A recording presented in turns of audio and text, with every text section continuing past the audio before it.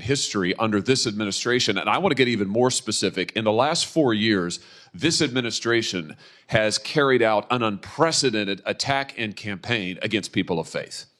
If you look at the numbers, we've never seen anything like it before in American history. It has been one of the most disgraceful chapters in the history of the Justice Department and in the history of the FBI. And I hope that you will reverse this and do right by every American citizen, including especially people of faith. Let me give you some specifics. After the Dobbs case was decided by the Supreme Court, over 100 pregnancy care centers and over 300 churches in this country were attacked, vandalized, firebombed.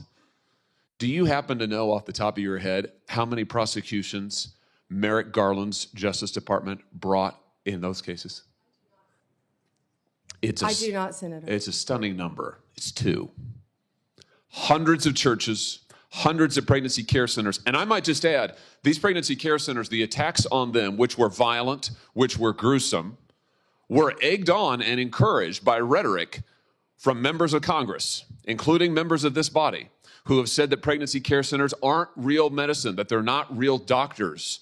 They have legitimized these attacks. And the same thing was true of churches. And this Justice Department couldn't lift a finger to defend these Americans. But at the same time, they used legislation, a law known as the FACE Act, to prosecute at least 53 different pro-life demonstrators, including people like Mark Houck from Pennsylvania, to whom this Justice Department sent a SWAT team to his door in the early morning hours. He has, I think, 7 children. In the early morning hours, an FBI SWAT team shows up at his door to take him into custody and prosecute him. By the way, he was acquitted.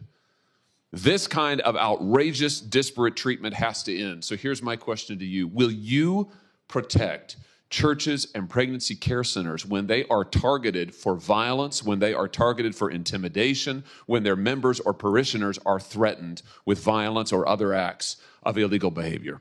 Yes, Senator. Will you stop the disparate treatment of Americans on the basis of religious faith? Yes, Senator. Will you stop the deliberate persecution of pro-life Americans for nothing more than their pro-life beliefs? Yes, Senator. Will you ensure that nothing like the Mark Houck case happens again, that Americans do not have SWAT teams arriving on their front doors with armed weapons to terrorize their children and their spouses, only in the end, of course, to have the case lost because there was nothing to it? Will you put an end to that kind of deliberate intimidation of the good American citizens on the basis of their religious beliefs? Yes, Senator. I'm glad to hear you say that because we need it. We need it. Ms. Bondi, we need a new chapter at the Justice Department, and we need it quickly.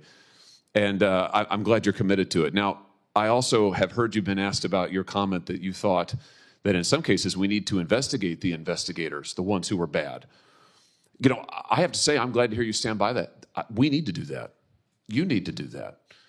And I'll give you another example. I'm sure you've read about this memo, which I now hold in my hands.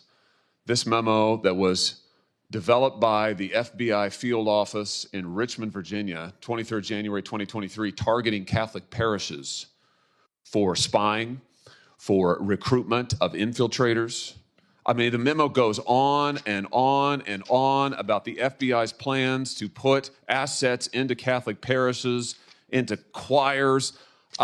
This is an unbelievable assault on Americans' First Amendment rights, and we only know of it because of a brave whistleblower who came forward and released it to us. And I will tell you, I have never been misled and lied to like I was by the current Attorney General and the now former FBI director when they sat right where you're sitting now and told this committee, oh, we don't know anything about it.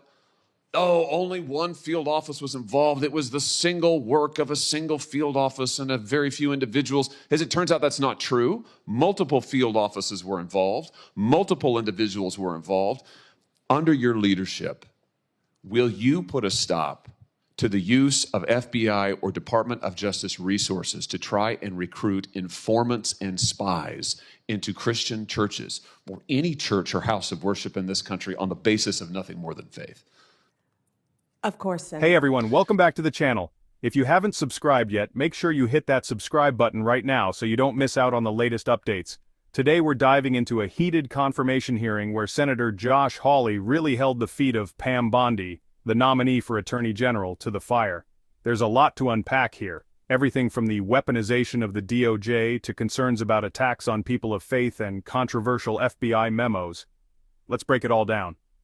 Hawley begins by congratulating Pam Bondi on her nomination and points out how crucial her role will be in addressing serious concerns around the DOJ. He calls out the current administration for what he describes as the weaponization of the DOJ.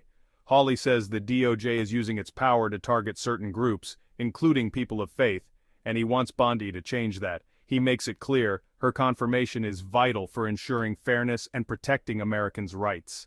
Hawley points out that after the Supreme Court ruling, over 100 pregnancy care centers and more than 300 churches were attacked, vandalized, and firebombed. And what's even worse, the DOJ didn't prosecute these crimes. He also brings up the fact that while these crimes were being ignored, the DOJ was going after pro-life demonstrators with extreme measures. Hawley demands answers and asks Bondi if she will protect churches and pregnancy care centers. Bondi affirms her commitment to protecting churches, pregnancy care centers, and pro-life activists from violence and intimidation. She promises that under her leadership, no one will be persecuted for their religious beliefs or pro-life stance. If she's confirmed, she's going to make sure that people's First Amendment rights are protected. Bondi's got a strong message here. No more unequal treatment. What do you think about all of this? Do you agree with Senator Hawley's line of questioning? Let me know in the comments below. And don't forget to hit that subscribe button for more updates on the latest in politics and policy. Thanks for watching, and I'll see you in the next video.